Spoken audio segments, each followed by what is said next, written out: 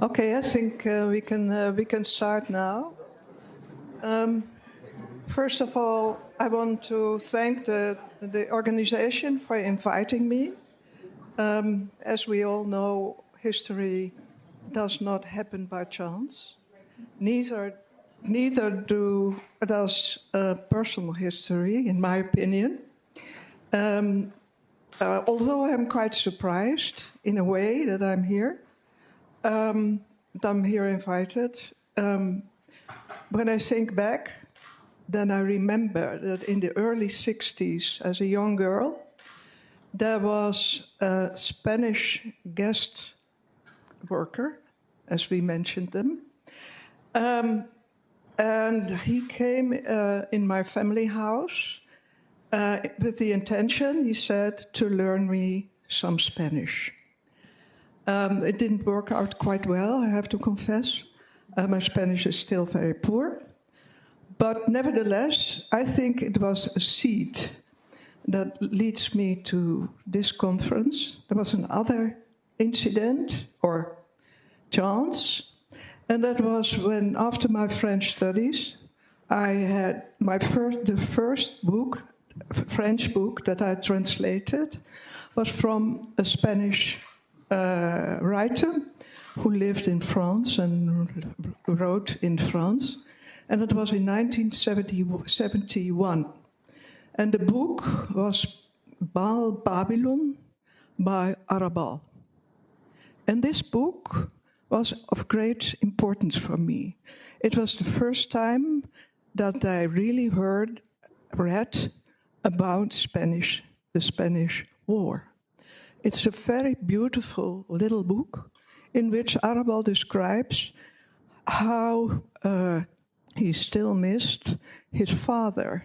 When he was 4 years old, his father was imprisoned by Franco's regime, and he never came back. He only has a vague memory of his father, but only vague, because his mother, who was in the Franco regime, she cut out all the photos in the family album from the father. So, and then the third was when I organized an international sculpture exhibition in Holland, that I met another Fernando, and that was Fernando Sánchez Castillo. He made a beautiful fountain with 4 dictators spitting at each other. It's an incredible fountain, and you made some variations on that. But anyhow, that's why I feel very honored and to have Fernando and Cristina, who also plays a role in my personal story, but that's something else, that I can interview them in a way about their work. Both are what I would call 2 angry artists, in a ferocious way almost. Each work in such a way that they do not shy away from the destruction of a particular aspect of human life, history, and the way it is constructed, memorized, and perceived. For that, as an introduction to this conversation, I found 3 quotations. The first one is by Anselm Kiefer, the German artist. And he said, "There is no history, only the digestion of history, the way we deal with history." The second one is by Friedrich Nietzsche. "Artists should not pretend to be objective. Objectivity is a phrase. It makes the artwork dry and boring." Well, you will see by the end of this conversation, that these two artists are far from dry and boring. And the third one is from Cristina Lucas. And she said, history is not a linear narrative. I visualize it as simultaneous temporalities. So, as we have to be short, I will immediately go to the artist now, and I will ask Fernando, as the first angry artist, to tell shortly what made you angry as an artist.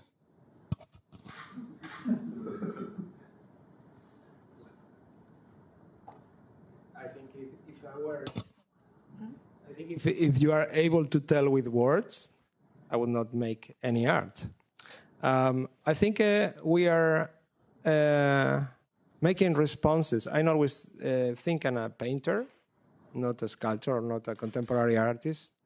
I always think I'm an abstract painter, but I'm lost with the landscape I meet in the streets, no? With the landscape of our country and with this heritage.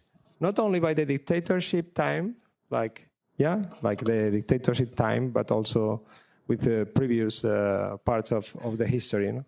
But of course, when you go to, you do an excursion with your school, and then you visit the cross, bigger than the Eiffel Tower in the landscape, and then your mother gives a sandwich to eat next to these things, and then you realize that there is thousands of people in a cave.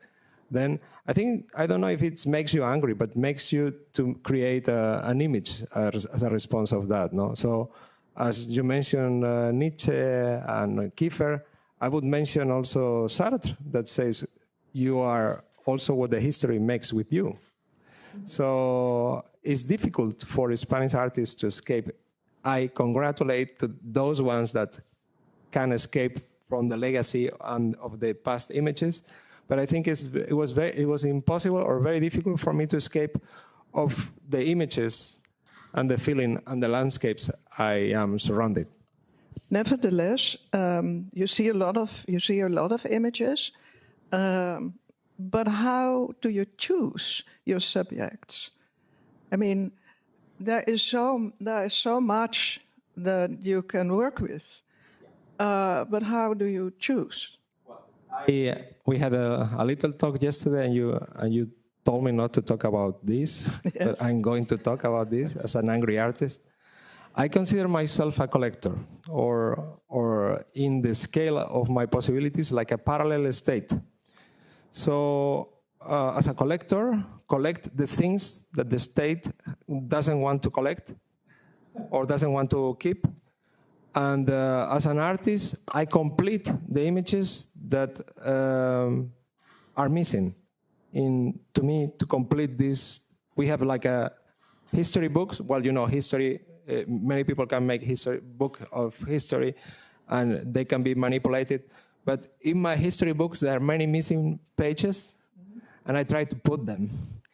And we try to complete these past images, but every time you get into kind of completion, comes a new page, and a new page, and a new page. And it's incredible how every week we have in our country new pages and related with image, because you are all talking about concepts. And what the most important images I saw here, there are images either by artists, like with the carnation flower, or jokes, which is the only thing that is allowed to do for artists, to do jokes. So most of my works, when I will show it to you, you will laugh. You say, okay, it's an angry artist. So it's the most powerful weapon we have in Spain, in Portugal, in some other countries. I'm thinking of Dan Perjovsky, for instance, from Romania, to erode power. And to erode also the system of art, which is highly aesthetic and sometimes wants to forget or is used to forget history. Could you say that you're making a reinterpretation of those symbols? I think art is all the time about to reinterpret. Marcel Duchamp said that art is a game. It's a game with the objects of the future in the present for the generations of the future. So interpretation, reinterpretation to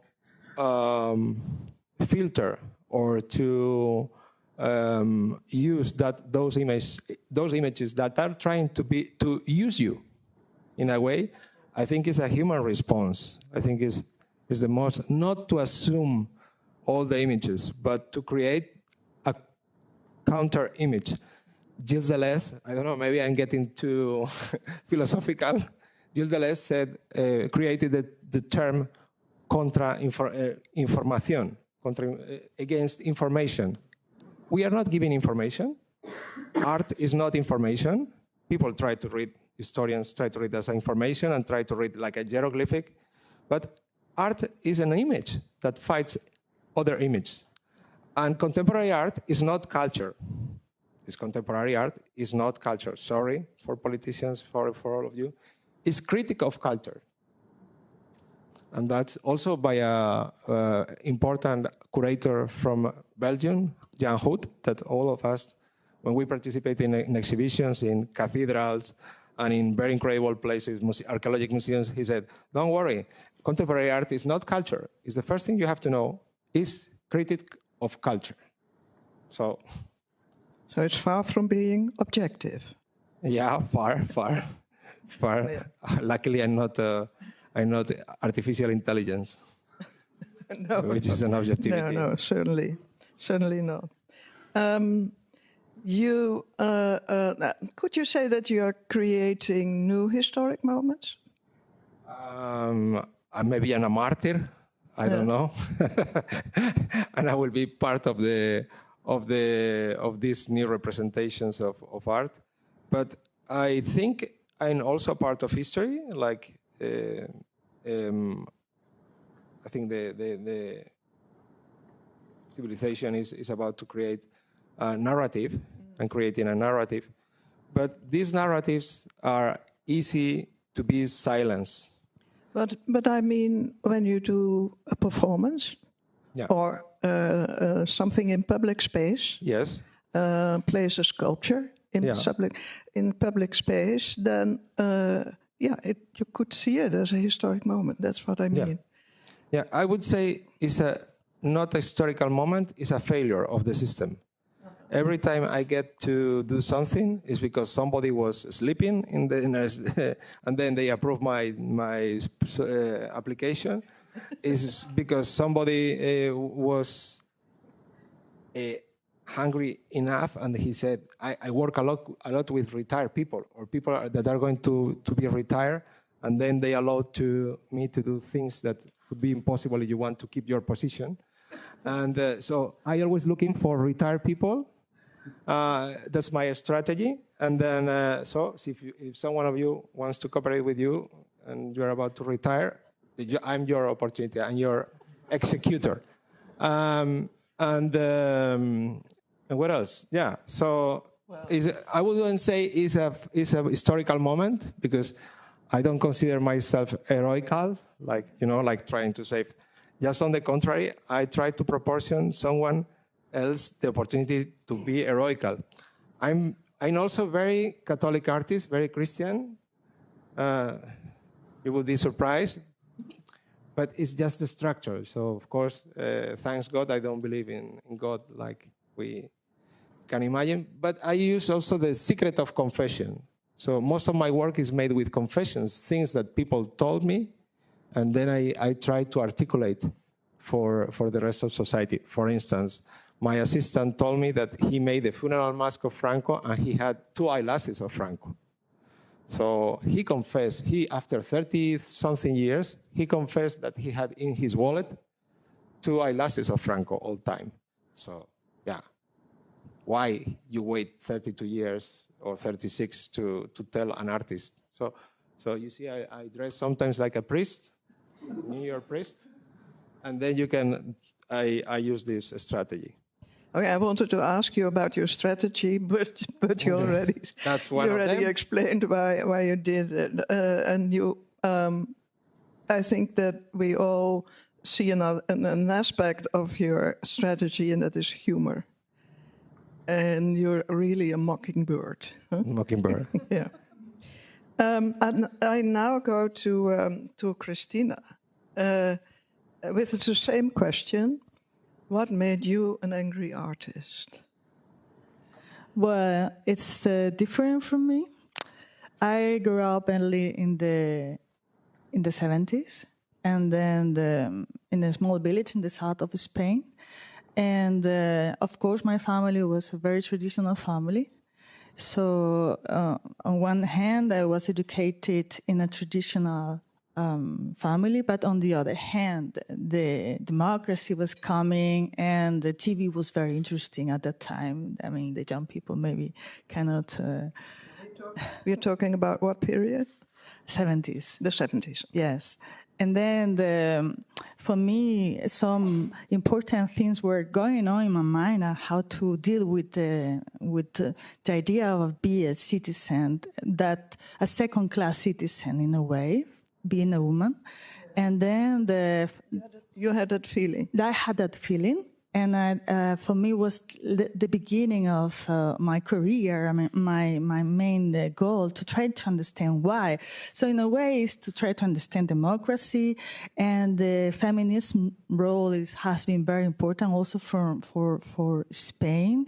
The dictatorship moment was, of course, very patriarchal moment, and the religion was, Catholicism was very strong, the morality and the guiltiness and all those things is heavy in every soldier, but especially in women's soldiers.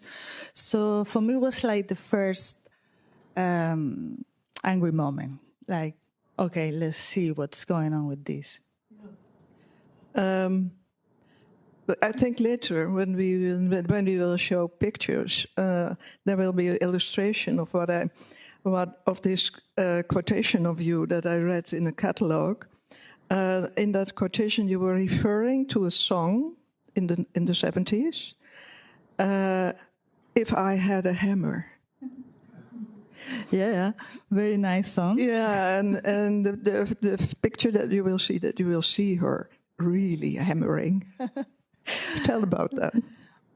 Well, in 2008, I mean, we met. Who was the singer again? I forgot. Nina.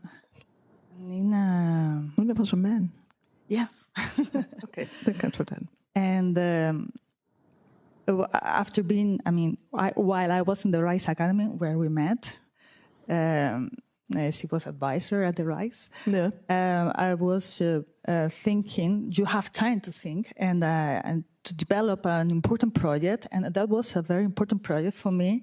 And then I knew, of course, the anecdote of Michelangelo asking the Moses, talk, hitting the nails in the. It's just maybe absolutely a fake history, but it's something very relevant.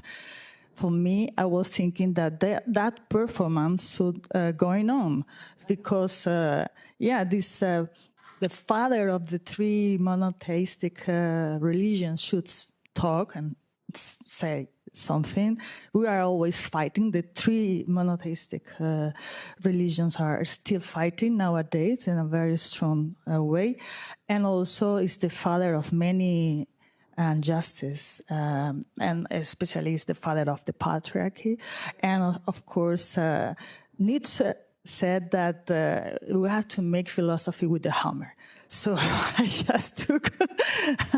decided, okay, let's make it a performance out of it, and then I took a hammer and a replica of Moses, same size. It was such a big mess to find out all those ingredients, and then I started hitting the statue and asked, talk. Of course, it was a distraction of the statue because the statue never answered anything. Absolutely. It places you in the radical feminist movement of the 70s. And which brings me to a very contemporary aspect of radical feminism. We in the Netherlands have Met Mina's again, and Met Mina was the name of a feminist movement in the 70s that were fighting for free abortion, being boss in your own belly, that's how it was mentioned, and so on. So the rights of women. And we have that again now. The younger generation is taking this movement from the past anew, which I think is an illustration of the times that we live in, with the bread wives in the United States and so on. But okay, that in relation to what you also said once, that history has this swing of back and forth all the time.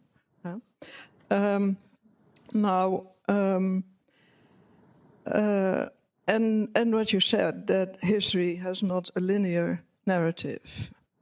You choose for you try to visualize simultaneous temporalities. Can you tell something more about that? Yeah, of course. I think although I said that I made a lot of timeline projects. It's a consequence of thinking about why are we living in this situation nowadays, where it's coming from, and who was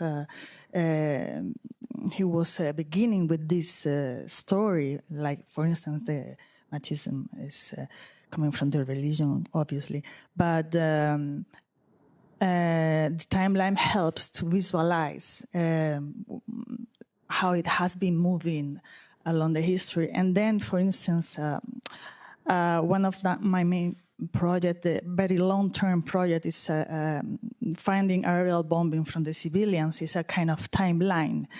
But in this timeline, you see again and again the same action, aerial bombing over civilians through the history, since it is possible to fly, in an homage to Guernica by Picasso. Sorry? So?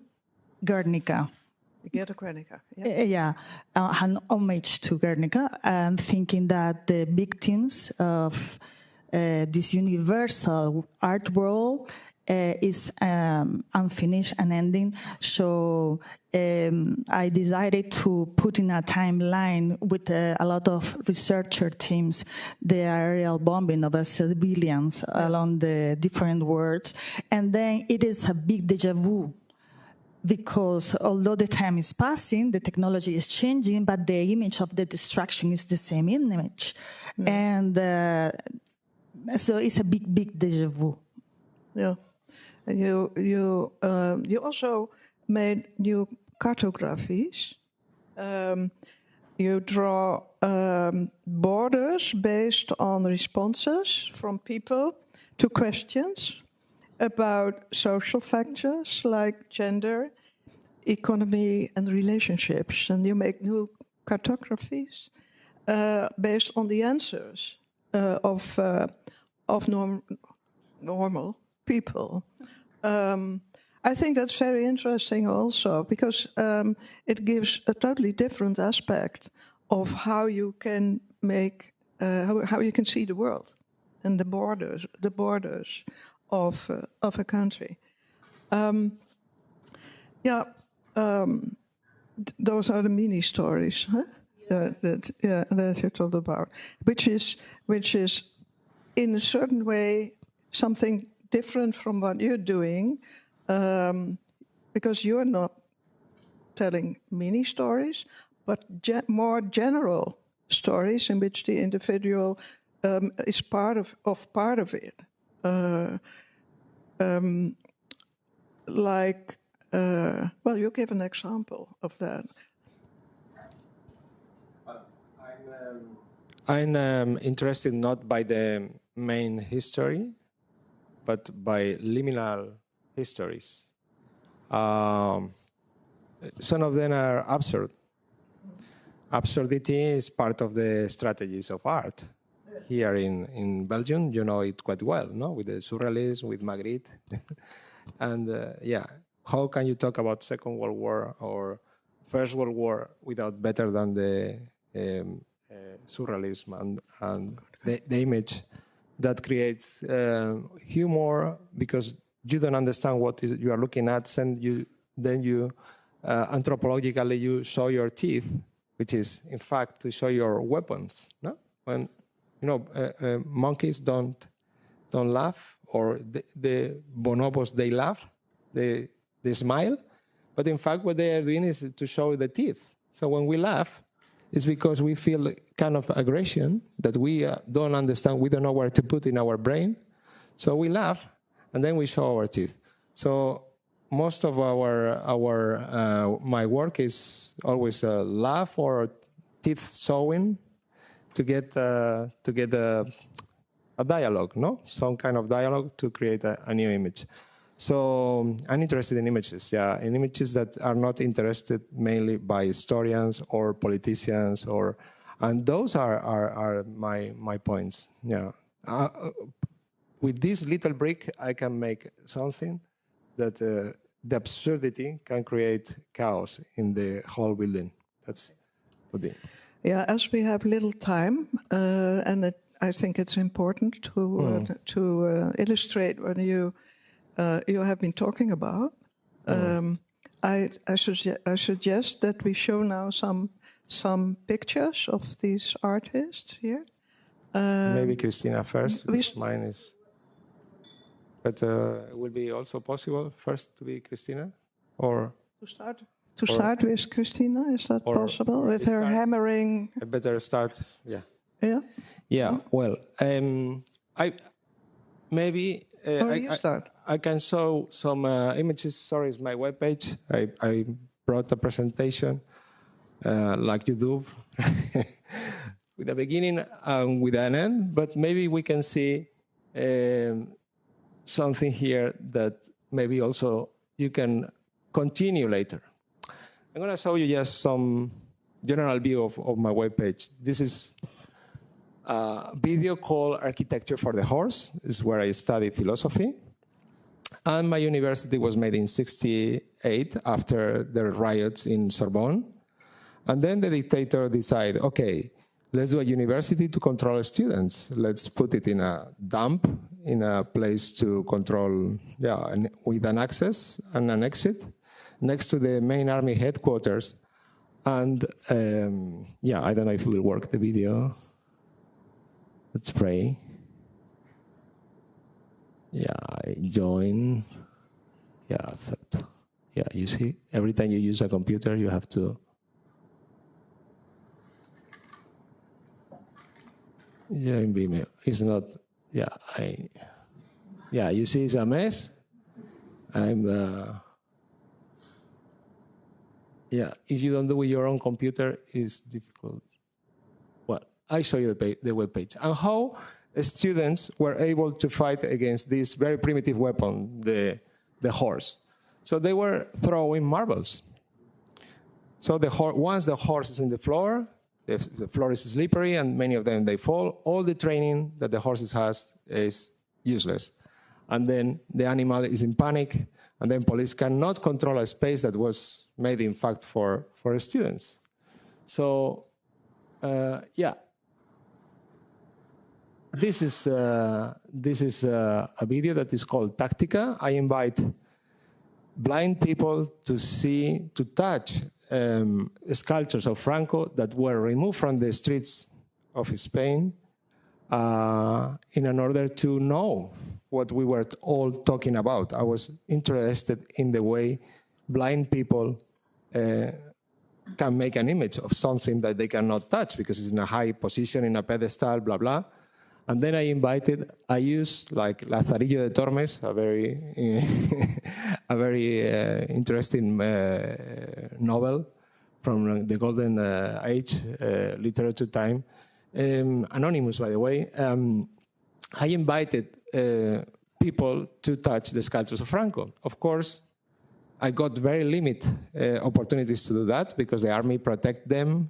because the city council is protected. There is a walls of bureaucracy, and now we have a law of memoria democrática, which is to not to show the images of dictator, and these images of me are illegal now. It's impossible to do this now. It's very curious that we create a law to protect us from dictator time, but we as researchers, maybe you as researchers can do it, and then I can go with you like in a secret way.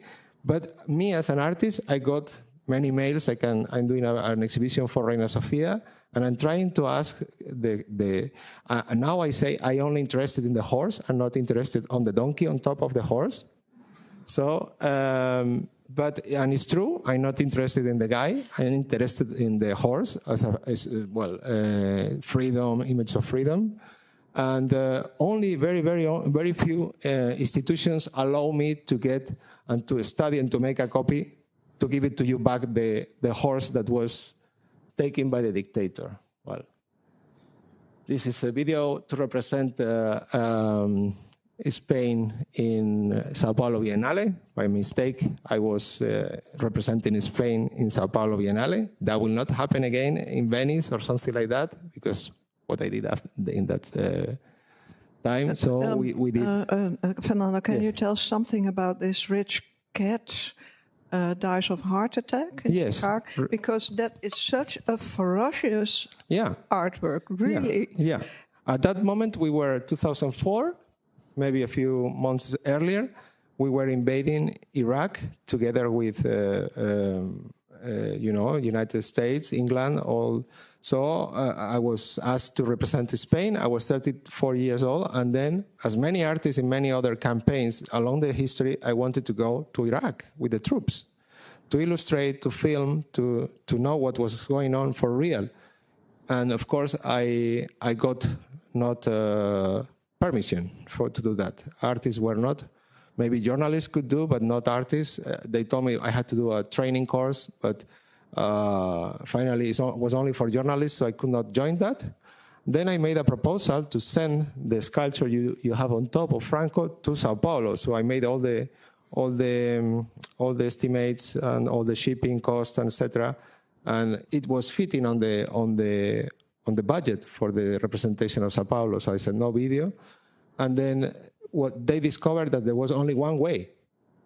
So I said, yeah, how will we bring back the sculpture? I said, we don't need to bring it back. We just leave it in Brazil, like many other Nazi people, and then it's a problem of Brazilian, no? Like, what to do with that? So they discovered, and then they gave me money to make this video in which I represent how is the history of a head that starts in Arc of Triumph in Madrid. Is kind of metaphoric things. And in every country I show it, they put the face, the people imagine something. No? In Chile, they thought it was Pinochet.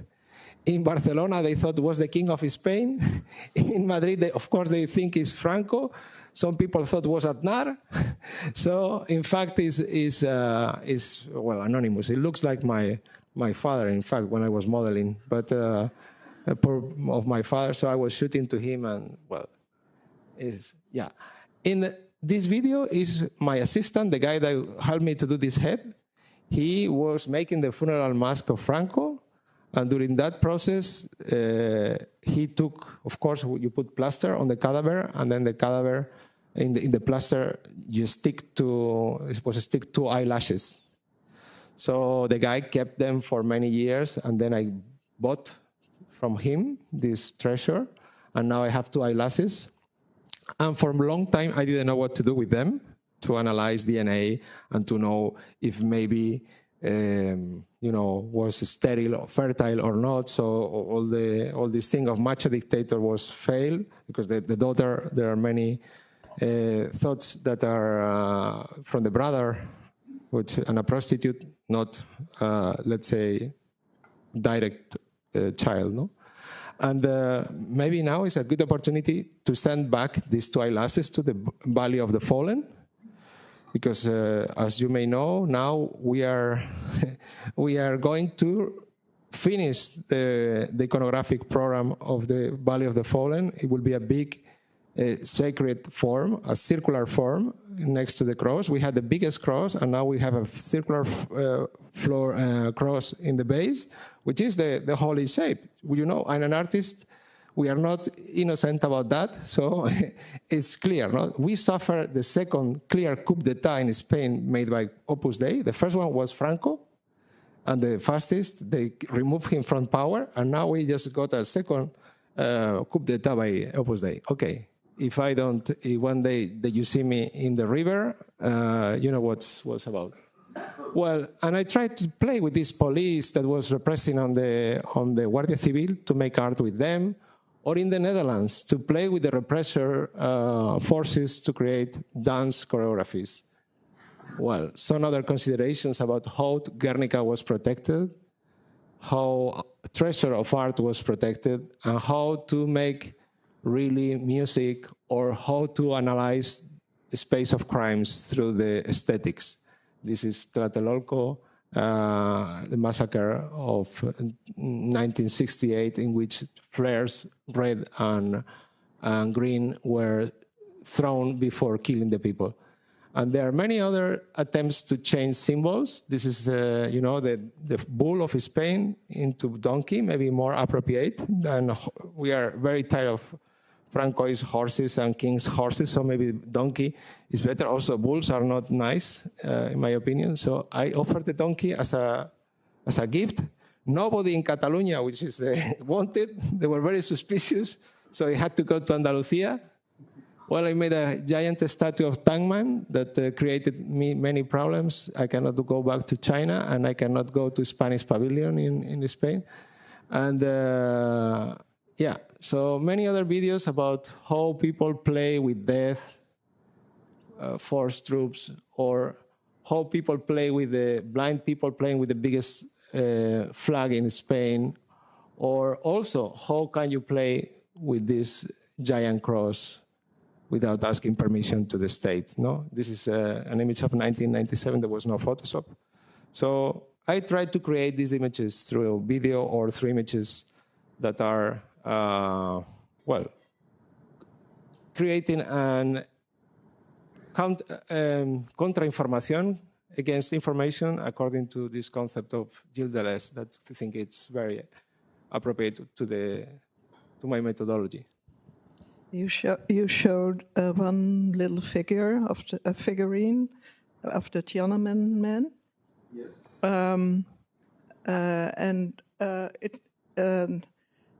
I think it would be informative to not only to tell something about that, but about your latest project with the 25,000 little figurines. You just did it last week, I think. I did it the day before yesterday. I brought some for you. Jordi asked me to bring 50, but I think you're more than 50. I'm sorry. It's Jordi's fault. I'm a good soldier. And this is a scan. We scan, thanks to the 50th anniversary Comisariado para 50 años de paz in España, which is really great. I asked them to scan the sculpture of Franco that was in the main Platz in the Arc of Triumph, was placed for the Arc of Triumph in Spain, Madrid. And they made copies for Valencia and Santander. So it's a perfect copy of that sculpture, but without Franco. So my little innocent game is to propose you is to exchange this by a little post-it in which you can tell what you think about democracy in Spain in the last 50 years, in Spain or any other country. What do you think about the coup d'etat of Opus Dei and Guardia Civil? Well, I'm giving you ideas. You can make a drawing. You can put your keys. You can put you have lipstick. You don't, because maybe one of your hair. Well, I'm looking at Jordi. maybe one of your hair from the mustache is enough, and then I will use it later.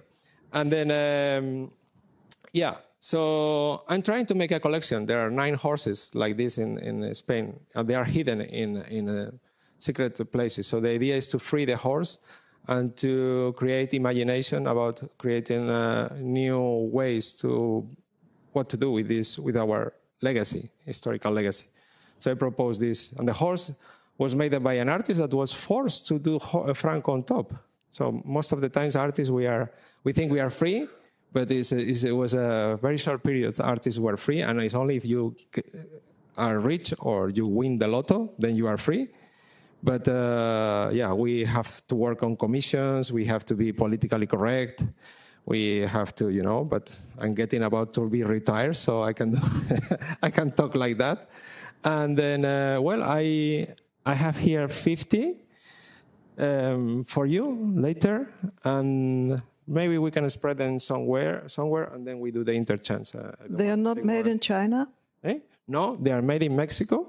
Oh, they are made in Mexico. It's a good question, because to Mexico escaped many of the people, intellectuals, that also the government of Spain was in Mexico. So they escaped to New Spain. Mexico was named Nueva España. And in Mexico, one of the Republicans that escaped created a toy factory. And this toy factory, the granddaughter is still taking the company, and is the only person in the planet that pays attention every time I propose a new figurine, like Mariel, we are going to do only 500 Madres de Plaza de Mayo because they don't have money. Okay, let's do the mold. You are an asshole because you are very demanding, but let's do 500 because it's a very interesting. So they are really the spirit of Republicans in Spain in exilium. So they do all these things, and they do for me. And well, I'm really happy that they are coming from Mexico, which is also a place where the Spaniards, well, not we, because I was never there, but the Spaniards sent the horse as a weapon, as a way to control, as a god to control the people. And then it's fantastic that now comes in the way of free with this dictator. So I just drop this. Where is my camera? It's scratching the ass, yeah. I'm just doing the performance. Can you take a photo? You know, the artist, if there is no photo. Okay, I take the word now back from you. Yeah. We can do that later. We can do that after when we. Yes. Because I want to give the word now to Cristina. Cristina, show your pieces, please. Okay, thank you. Well, no, I just want to show you the 2 pieces that I have been mentioning before, but I'm not sure if it's possible to change the screen with my PDF. This is a question for the technicians. If it's not possible, then yeah.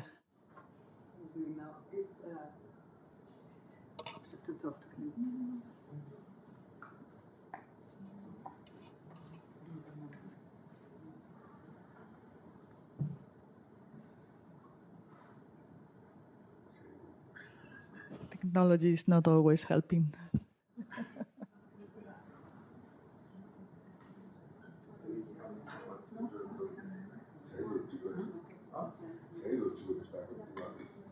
He left. No, but maybe you can show it on the website if you have something on the website, because I don't know if he's able there. No, but she was supposed to be. But he's not. Okay, I will send you then. We can send them by email. No. Oh, No. Thank you. Sorry, I created all this mess.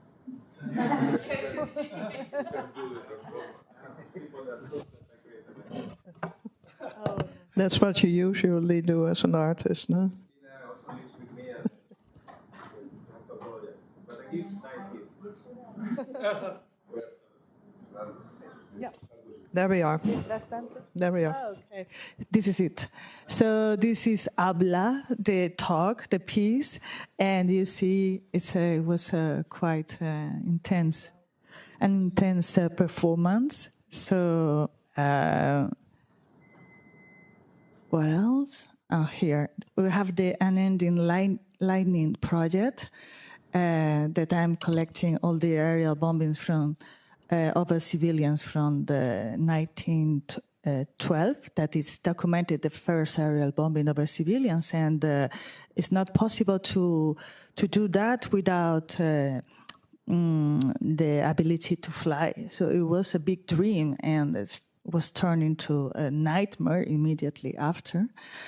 So it goes to that moment to, it's still running nowadays. So it's just the historians, I work with the teams, researcher teams, most of them are women's because of the patients, because there are a lot of very unknown and non-important aerial bombing over civilians, but we collect all of them. So, and finally, it's quite not accurate thing because, historians doesn't like my project because we are searching on the newspapers, books, all kind of, so it's it will be never accurate, but you will understand in a way visually the intensity of the words. We have all the sources, and the sources are very different sources. And it's a project that always invites people to never have a unique view. And now it's taking 8 hours or so. And then I decided also to make some embroideries because you can really get a visual idea of what happened after an intense conflict. So in this cartography, embroideries. Yeah, this mechanical. It's machine embroideries. Okay. But every little stitch, it's welcome, and so the fabric is very affected. So you see how this fabric is intensely affected, and then you can feel like it's carved, not like a kind of cartography for getting all the information, of course, but so I'm just making some different embroideries from different. And it really works with the senses. Yes. The senses. Yeah. Yeah. So you can feel it in a way, visually. So it was a reef war where it was so dense, because it was a reef war in the 1920s. Yeah. So that's my presentation. Thank you. No, but I want something else. I'm sorry that we have no pictures of that, because one of the works that I saw last year from you in a gallery in Amsterdam was a long video work that was for me so emotional. It is you show actually in the video on big screens the history of the idea of progress, starting in the industrialization in the beginning of 20th century. 19th century, and then it goes more and more to the technological area that we are in now, and the disasters from this development made in the name of progress is so impressive, and so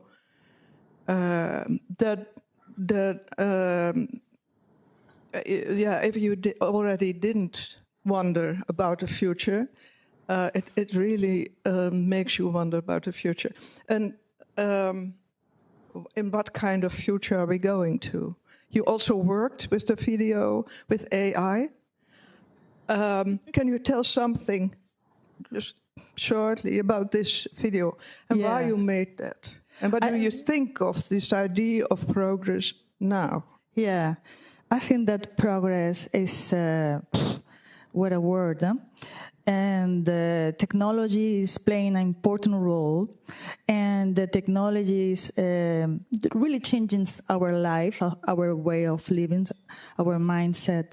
And I wanted to really to go through that from the kind of Anthropocene history, because we talk about politicians and all those things, but technology really changed our life. And the world, most of the world are based on the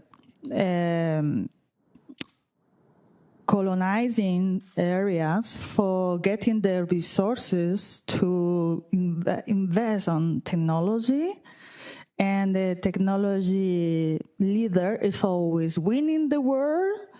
And we are now facing a very intense moment with the technology. With the near future is full of challenge. So let's think about technology a little bit more, because it's a serious thing.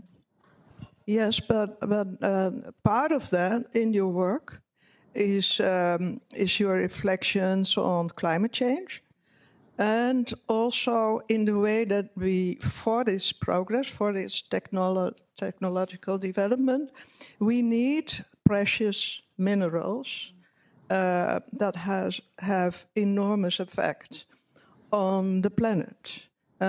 These type of works are also very shocking, I think, what you show. Can you tell something about this? Yeah, actually, I mean, Donald Trump is just talking about that, and it seems like for him it's so clear. Like, we want to be in the Ukrainian war because we were the rare earth. That's the reason why. And most of the time, the war are based on, all the resources from many kind of aspects.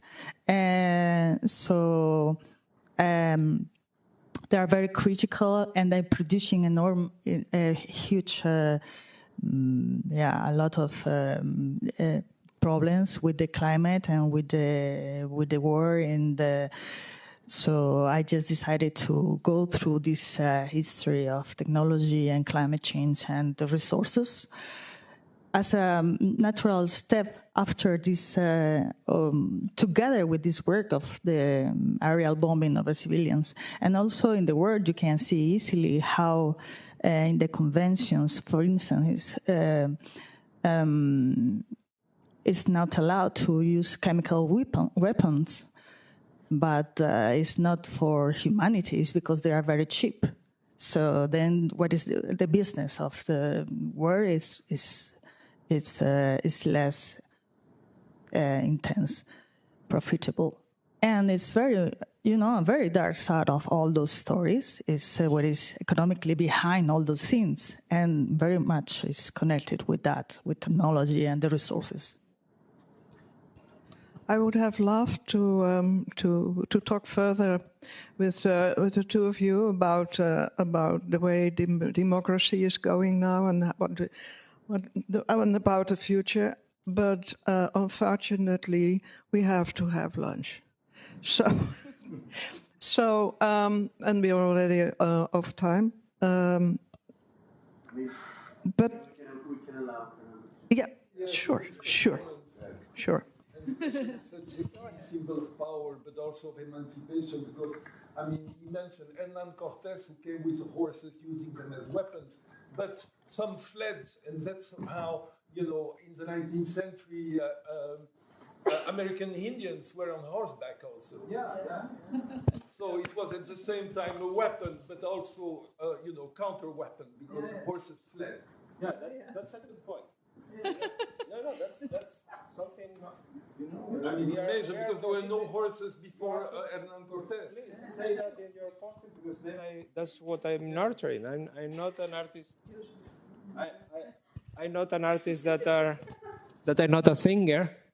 I'm an artist that is nurturing from your ideas, and that's why I come here to listen to your conferences. Sometimes we do conferences, or in the middle of these programs, they put an artist, and the important historians, they left I don't know where is Mr. Viñas.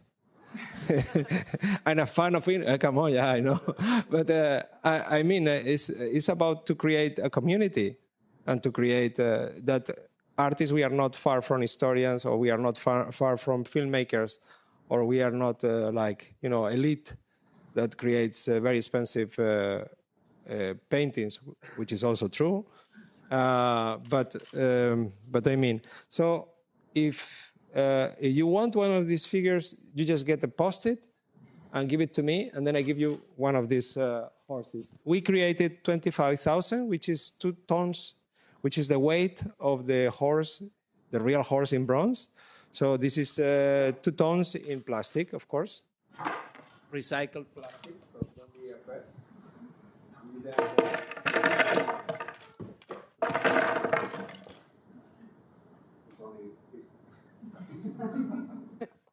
So you want to come and we do the exchange, and I also can sign it for you. Yeah, but before we all sorry, wait. Before we all do that, there's another question. Please go ahead. You want that question? Yeah. I think, and then we go away. Yeah, sorry for the cow. No, you don't want the question anymore. It was about okay, perfect. Okay. Okay. Thank you all very much for your attention. Thank you.